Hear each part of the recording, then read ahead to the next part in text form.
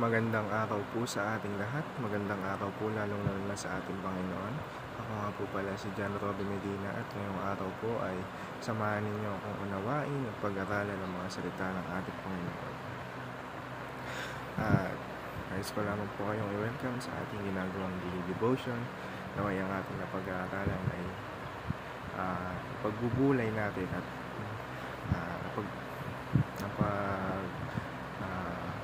na-apply natin sa ating buhay, sa pang-araw-araw na ating buhay. At ngayong araw po, ang title po ng ating devotion ay The Glory of God in Perfection. At ang versikulong ating unawain ay mula sa Revelation 21 verse 1-5. Sinasabi rito, ang bagong Jerusalem. Ang nakita ko, ang isang bagong langit at ang bagong lupa, sapagkat ang unang langit at ang unang lupa ay lumipas na, ang dagat ay wala na.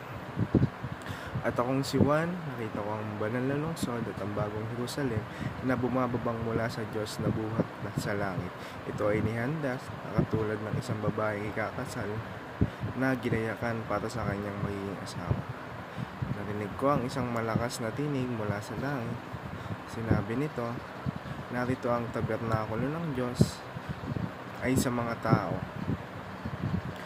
Siya ay mananahang kasama nila, sila ay magiging mga tao niya, ang kanilang Diyos mismo ang sumasa kanila at siya ang kanilang magiging Diyos.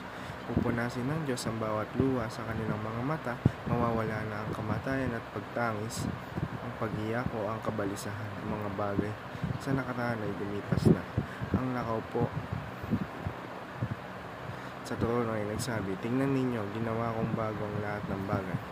At sinabi niya sa akin, isulat mo ito sapagkat ang mga salitang ito ay totoo at tapat.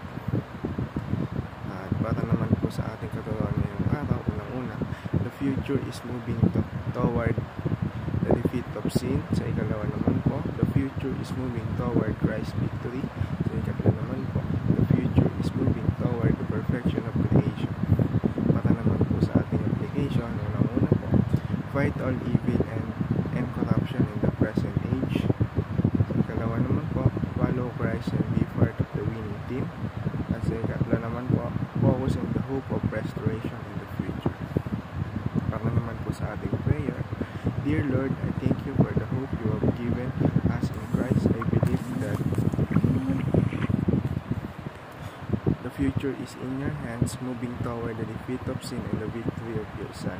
Help me to fight against the evil and corruption I see in the world today. Give me strength to follow you faithfully and be part of the winning. I place my hope in your promise to restore all things and make creation perfect. May I live each day with this confidence, trusting in your plan. In Jesus' name I pray. Amen. Yan lamang po. Maraming salamat.